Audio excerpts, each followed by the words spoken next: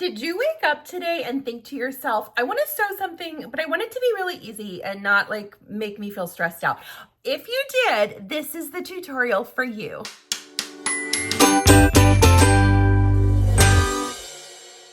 I was at Marshall's the other day and I saw this lady in the line checking out and she was like, I had to grab one of these because it was on clearance for $4.50 and I can always use a bag like this. And I was like, excuse me, what now?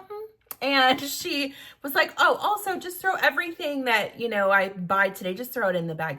This woman had a cart full of stuff. And this was the bag she bought because I went back and found one in the clearance section of my own. It was $4.50 on clearance, regularly $6. And this bag is ginormous. I mean, it holds a lot of stuff. I looked at it and I was like, surely I can make one of these. I decided I was going to reverse engineer this bag and show you all how to make one very, very similarly because it's a very simple project. And the reason that it's simple is because I'm going to show you different levels of difficulty for how you finish things. Because if you look inside and you see this like binding around your seams, you might be like, that is beyond my skill set. It's not, I promise you. So let me show you what you need for this project. It's so easy. Fabric that bag was made out of is kind of like a canvas feeling fabric. So I would definitely not recommend using just plain old quilting cotton for this, unless you want to. I mean, you can for sure. But if you want a little bit more structure to your bag, I would try and find a piece of canvas fabric, or here are some cost-effective options. Go to the thrift store and find a tablecloth, an old curtain panel. Could use a pillow sham. A lot of times you can find like orphaned pillow shams at the Goodwill or thrift store and get those for a bargain. Are we gonna make this for less than $4.50? I don't know.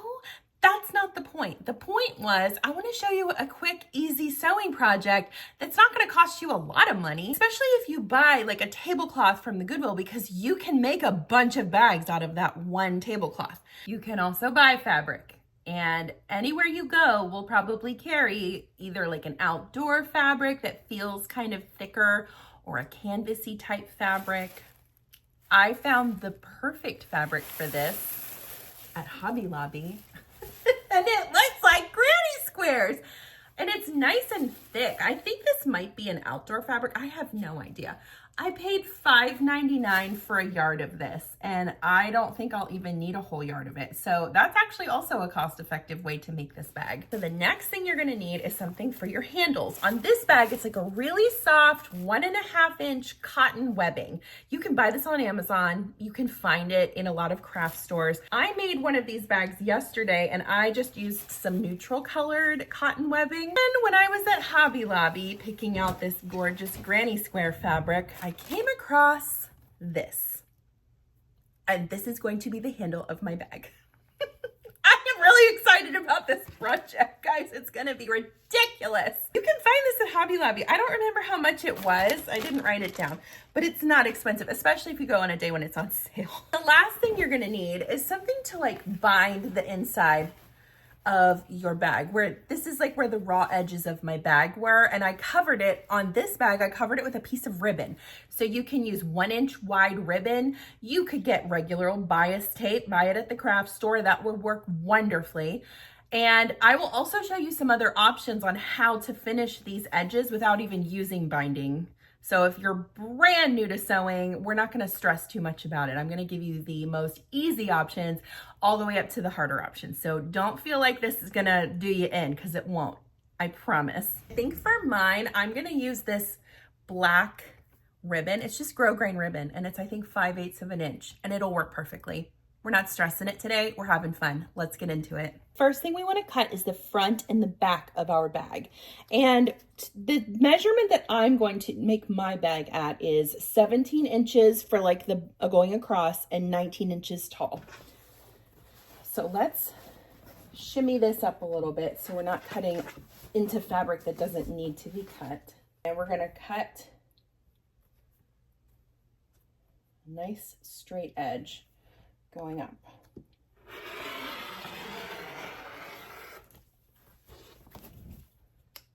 Okay. And then I'm going to turn it and cut it 19.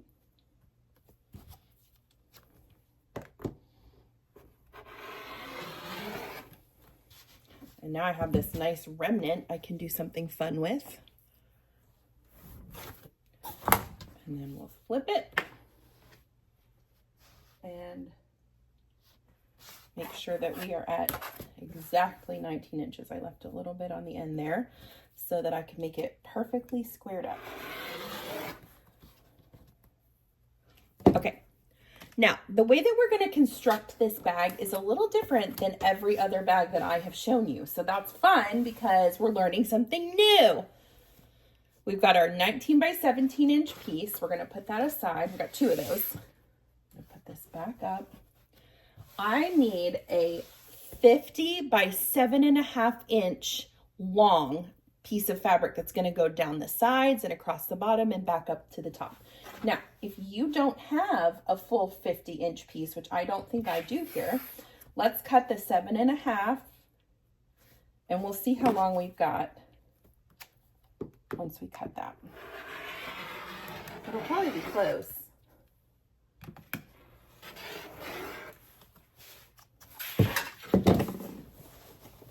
So let's see, we've got 44 inches. So then to get to 50, or if you want to do it a little bit longer, just so in case you're worried you might not have enough, you could do up to like 52 inches. We can trim the top once it's on there. So let's see, from 44 to 52 is 8 inches. So I'm going to take this piece I've got right here and cut an 8 inch by 7.5 inch piece of fabric. If you want to make this a continuous long piece of fabric, that's fine. You can adjust your measurements so that your bag only requires 44 inches. All you do to do that is add each side and then the bottom. So in this case, I did 19 plus 19 plus 17, and then I tacked on a few extra inches just to be safe. You can do the math however you want for whatever size bag you want. I personally don't care if I have a tiny seam that's connecting 2 pieces of fabric on this bag. But again, that is your prerogative. So we are doing, what did I say, 8 by 7.5? Is this fabric not the cutest thing you've ever seen? And I was talking to my friend Crystal, who works at Hobby Lobby. Hi, Crystal. And she was saying that they've had this for a while. I was like, how did I miss this fabric? It's fabulous. All right, so the first step that we'll have to do is just attach these 2 pieces. So let's go ahead and get the machine loaded with thread. We can cut our handles in a few minutes. I want to get started sewing. First things first, if you need to add a little extension onto your sides and bottom piece, let's tackle that first. So match up your raw edges with your pretty sides touching, and we're going to sew a 1/4 inch seam right here. Make sure you always start with a back stitch and end with a back stitch. That's going to lock your stitches in so that they don't come unraveled when you pull on that fabric after it's sewn. It's really kind of seems like a small step, but it's very important to the integrity of your garment or bag or whatever you're making. Now, the next thing we're going to do is go over to the ironing board with all of our things and just give them a good press. Take your first piece, lay the other one aside.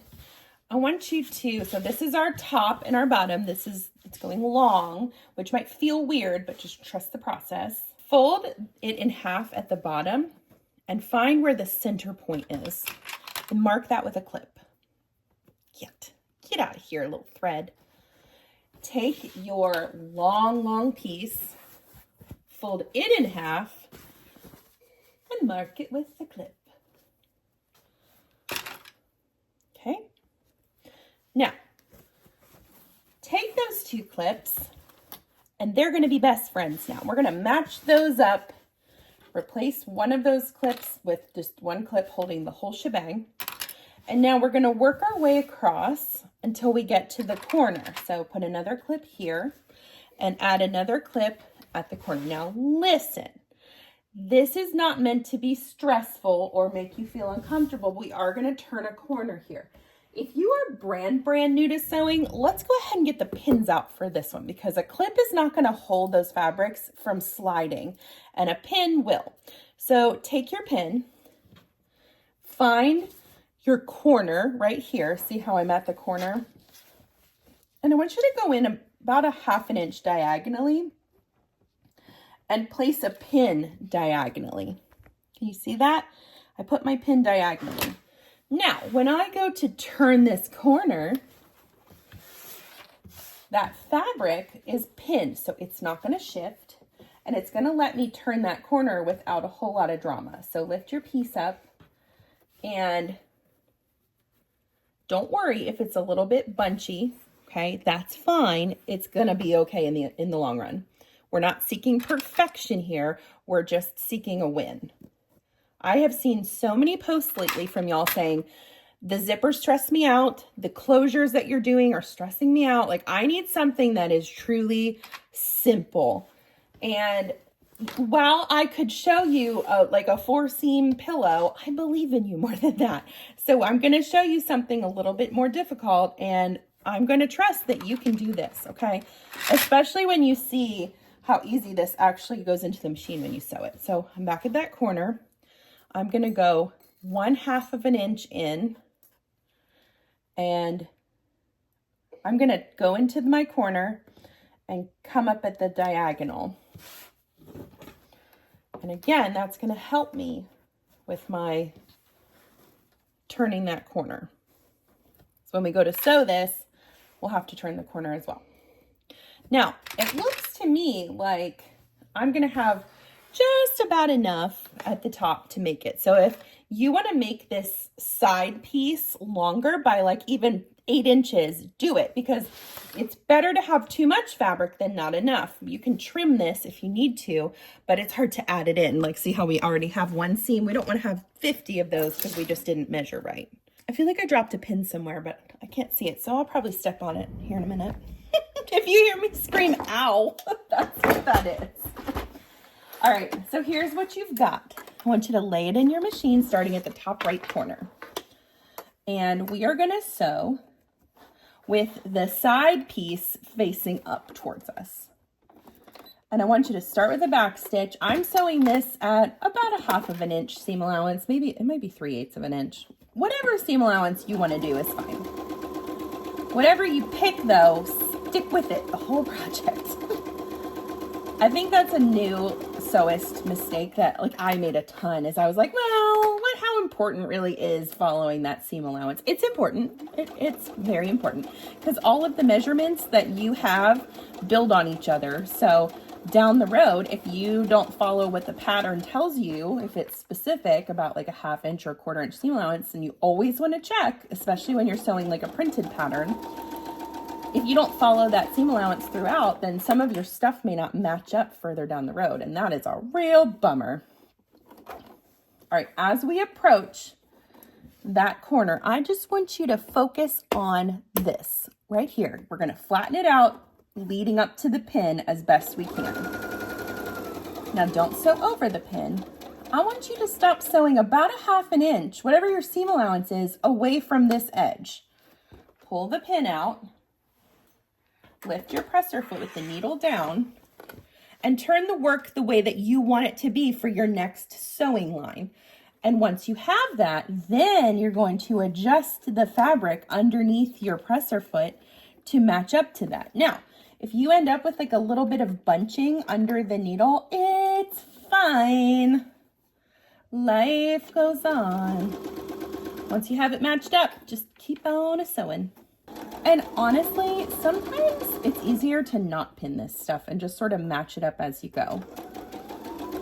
So, however you feel good is how you should do it. I'm gonna stop 1/2 an inch away from the edge, right in that corner, lift my presser foot,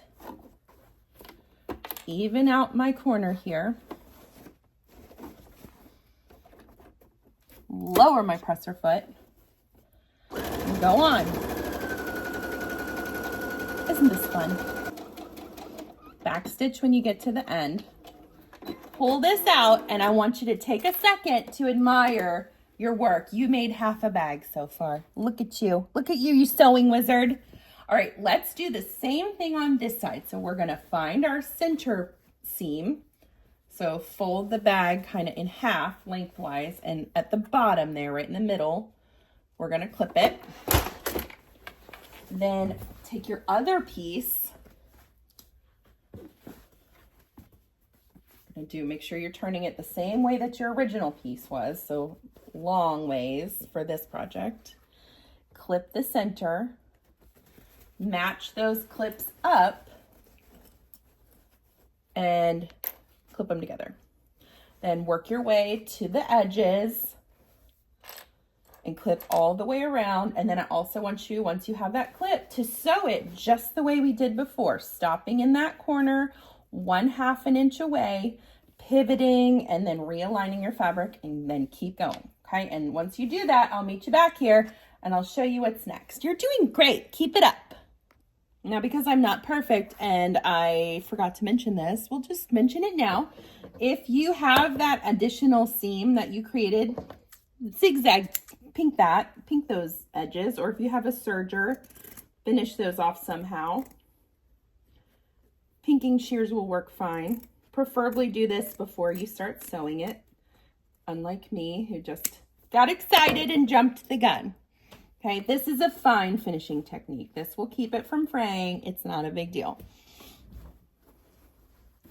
All right, I'm gonna sew these side pieces on, and then I'm gonna show you how to cover your raw edges over here.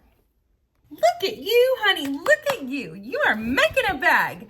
All right, if you have that step done, you have what kind of resembles the shape of a bag now. So now it's just like finishing up these last little things. We're really getting close to being done.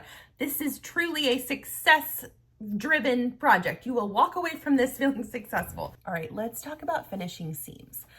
Right now, you have a bunch of raw edges on your bag. Now listen, if this is the first project that you have ever made, I'm gonna go ahead and say it. If you wanna leave those raw edges just the way that they are, it's fine. It's fine, okay? The world is gonna keep turning.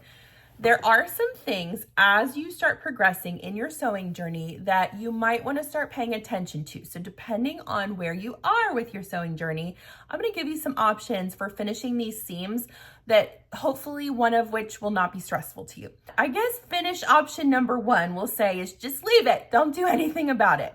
It's fine. If you want to keep these edges from fraying, and you can see that these little threads are already starting to come up. If you want a step up from just leaving them as is, grab your pinking shears, your zigzag scissors, and I want you to carefully cut those edges. You'll just work your way around the bag. Now, you could even do this before you start sewing if that's easier for you. If you want to just take care of finishing those edges beforehand. You could also, so we'll call that step 2. That's like the next step up. Now, these next 2 options are sort of on the same level, but it depends on what hardware and equipment you have accessible to you. You could serge the edges. I have a serger right here. This is my serger. And what that does is it creates an overlocked seam, which is it knits together 4 threads around the edge of your seam while also cutting the edge of your fabric off. So it creates a nice, even, straight, finished edge. It's a wonderful tool if you're ready for it. A lot of people get a serger and they leave it in the box for 4 years because they just look at it and it feels too scary. They're gonna be like, oh, I've heard horrible things about how you thread sergers, 4 spools of thread. How am I ever supposed to figure that out? Knives and needles. This sounds like, you know, a torture device. I just don't think I'm ready. And you know what? That's okay. If you get a serger and you realized you bought it in a moment of like empowerment and then all of a sudden you're nervous about it, you approach that serger when you're ready to approach that serger. Because if you go into it feeling timid and like you have, you know, a lot of fear, the serger could not work out for you. It might not, you know, end up being a good experience for you. But I will say this, I was the same way. I got my serger, I was scared of it. I let it sit on my sewing table for probably 6 months. And then I was like, this is so stupid. I have the tool right here that would help me finish my edges so professionally, and I'm afraid to use it. And that's silly. So if you do decide to get that serger out of the box, I don't know who I'm talking to, but I'm sure one of you out there is, you're hearing me right now. I want you to first just like look at it and try and understand it, read the manual. And then the best way to get acquainted with that serger is find some scrap fabric and just start running it through. Because it's sort of like learning to drive a car. You have to get used to the way the pedal works. Let's be honest, a serger is a little bit more aggressive when it comes to sewing. It's louder, there's more involved. But once you get some practice on that, you're gonna never look back. I promise you. It is such a great tool in the sewing room. So if you wanted to, you could do a serged finish on your edges is what I'm getting at. The level, we'll call it 3.5 because it's not really level 4. It's kind of on the same terms as level 3, is you can find something to wrap around those edges, which in this case, I'm going to just use black grosgrain ribbon. You can find this. This was $2.99. I think I got it on sale at Hobby Lobby for like $2. And one roll should do you for this project. Hopefully. We'll find out. As you know, I don't typically practice these things.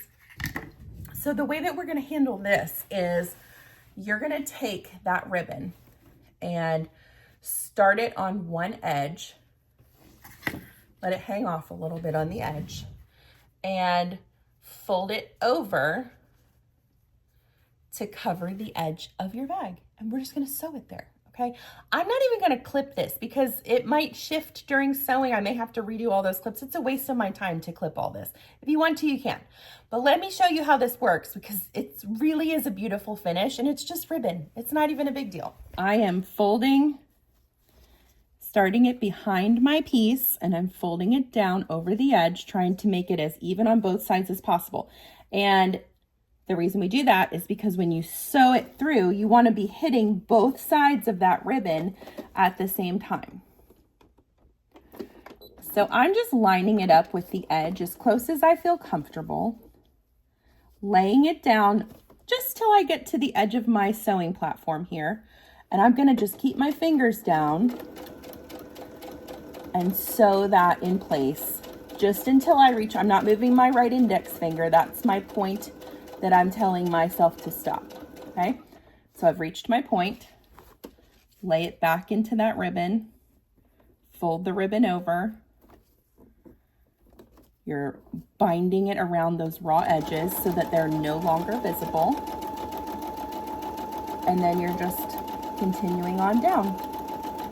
Okay, I've reached my finger. I'm gonna just keep repeating this. Let me tune back in with you when I get to the corner because that's a little bit, I'm not even going to say tricky, it's just different.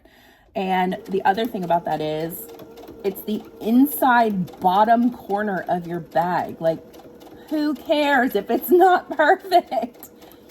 All right, so let me show you that corner when I get to it and then we'll just keep sewing along our merry way. You're doing a good job. I'm proud of you. As you can see, we're approaching that corner. I've got it laid out to the corner.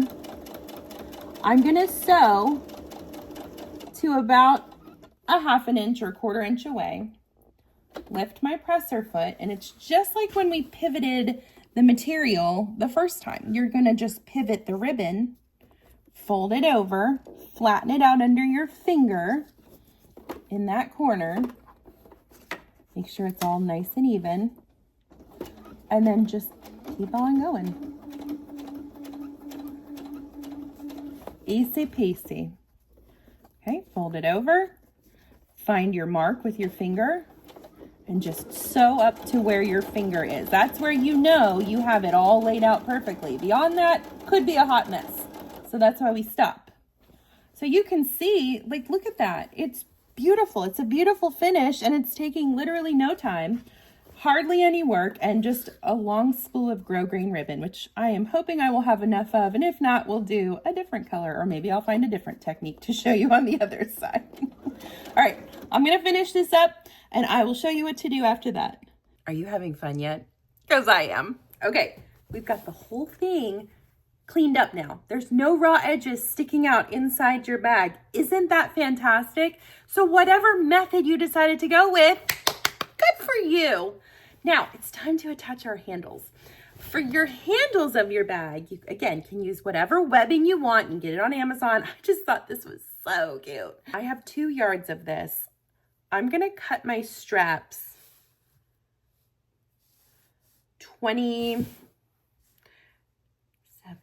I'm gonna cut my straps 28 inches. So 2 straps, 28 inches each. Great. So we've got our 2 straps. Let me show you what to do next. We need to figure out the placement of our straps for the bag. So the way that I do that typically is I just kind of look at where I think the straps might look nice. Now on the bag that I was using for like my prototype, the way that they laid those out is 4 inches between the 2 edges of the strap. So let's do that. Find the center of one of your pieces, and we're gonna measure 2 inches over, and I'm gonna lay these pretty side to pretty side. So my right side of my handle is facing down onto the right side of my fabric, and I've also got this hanging down. It's not going up. The raw edges are matching, okay? And I'm gonna make sure that this stays straight and untwisted. And then on the opposite side, measure 2 inches over. And I'm going to baste these in place. And by that, I just mean we're just gonna sew over it and make it like a temporary stitch. Maybe like 1/8 or 1/4 of an inch in from the raw edge. And you're just sewing where that webbing is, not anywhere else. Okay, so now these are stuck to the bag. Repeat that on the opposite side. For this next step, turn the bag inside out again. Fold it down about 1/4 to 1/2 of an inch, whatever you're most comfortable with. Mine is probably closer to 1/2 an inch. And I'm going to press that edge the whole way around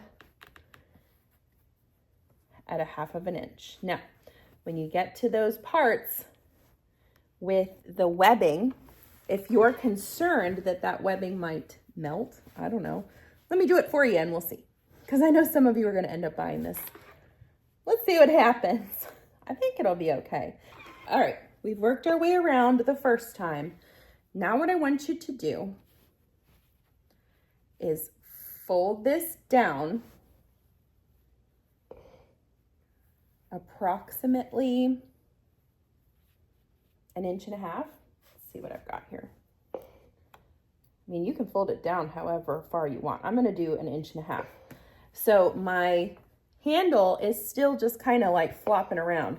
We're gonna secure all this shortly with some top stitching. But for right now, what I think would make this easiest is to go ahead and just clip those sections as you iron them. So we're folding under that 1/2 inch and then flattening everything out. Double check it with your measuring tool that you're hitting it right around 1.5 inches. We want it to try and be as symmetrical around the top as possible. Give it a wee press and then clip just the edges of that strap in place. You can clip that if you want, and so keep working your way around. Okay, friends, we're on our last step. I want you, if you can take your arm off your machine, go ahead and do that. And I want you to lay it in there. Start at an easy area, like a simple edge. And on your left side, the side closest to the inside of your bag, we're going to secure that first. So again, start with a back stitch and just work up to where you know that it is laid out properly. When you get to that spot, stop, pull it back, realign everything, and then keep going. We just sew a little bit at a time. It's not so scary. You're gonna try and get that stitch as close to the edge as you can. Now, when you get to these trouble areas, just trust your ironing, okay? Your machine can handle this. I didn't go over needle preferences for this project, but I would suggest at least an 80-12 universal for this type of sewing. 90-14 would be ideal. Okay, keep working your way around. And when you get to those webbing pieces where you have a lot piled up, just take your time. Even if you have to hand crank the wheel a few times to get it over like a large bump, that's fine.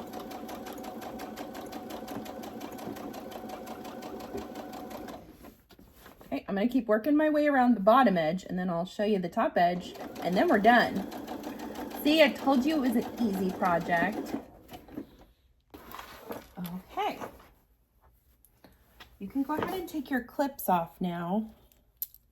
Or you can leave them, whatever you want to do, it's fine. Because the next thing we're going to do is turn the bag right side out, and we have to top stitch the top of the bag. So if you got a little off track with your stitches around the bottom section, you might want to repress this. Mine are looking okay for it right now, but you know, things can change on a dime. So just give it a go.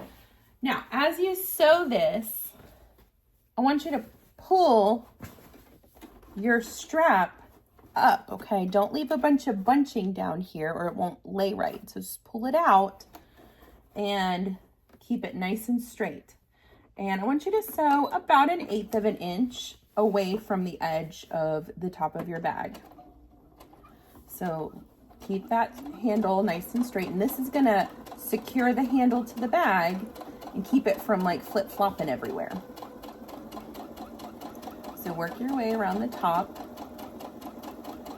I have to tell y'all, I know this, I'm probably just getting in my feelings today. I don't know.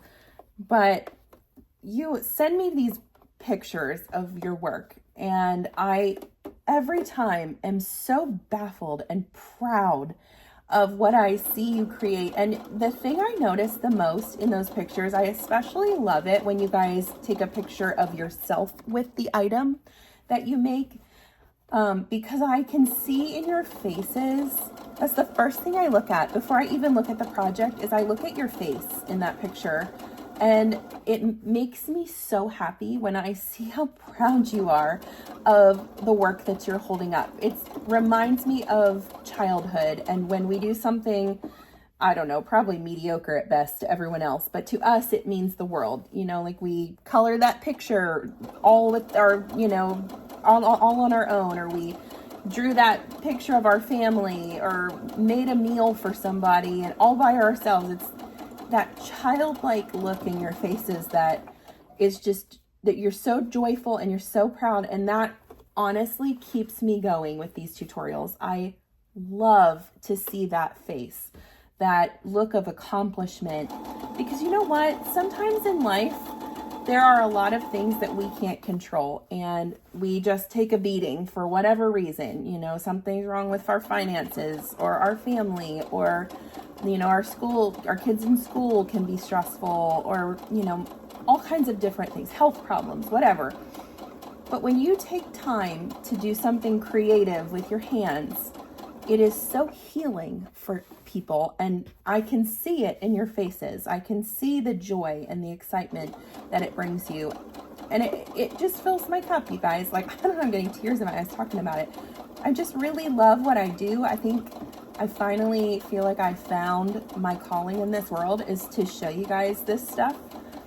And it may not be because you're gonna sew the prize-winning state fair quilt, but maybe it's because you just needed a win, and you needed to do something that was just for you and that made you feel successful. And that's why I do these tutorials, honestly. So thank you for sending me those pictures. Thank you for sharing your stories with me. I really appreciate it. I love hearing them. I just am baffled and humbled by how hard you all work, and proud of you for trying something new a lot of times. So keep up the good work, you guys, and keep sending me those pictures. It makes my day, truly. All right, we've made it around. It's time to show you this bag. Are you ready? I'm so excited. I might fall over. I love this. Oh my gosh, I love it so much. This is gonna be perfect for the market. I can't wait to carry my little vegetables and my artisanal coffee around the farmer's market with my granny square bag. You guys. Oh my gosh. I'm gonna tell you, make one of these bags, but do it like this. Somebody make this version because it's so dang cute. So you guys, that's it. That's the full tutorial. I told you it was gonna be easy. And with the modifications that I give you, there's no way you can fail at this project. You do what is comfortable to you step by step, and you will achieve this bag easily, I promise you. A nice big tote bag. Make a bunch of these and use them for your grocery totes at the store. I mean, or just take it with you when you walk into any sort of shop, because I promise you people are gonna talk to you and be like, where did you get that? And then you can say the favorite phrase of sewists around the world, thanks, I made it. I'm Chelsea with She Sews Seams. Thank you so much for following along today. I hope you liked this tutorial. If you did, please give it a thumbs up. Make sure to subscribe to my channel. This is the kind of stuff I love to make with y'all, and I can't wait to see your projects. I'll see you next time. Happy sewing.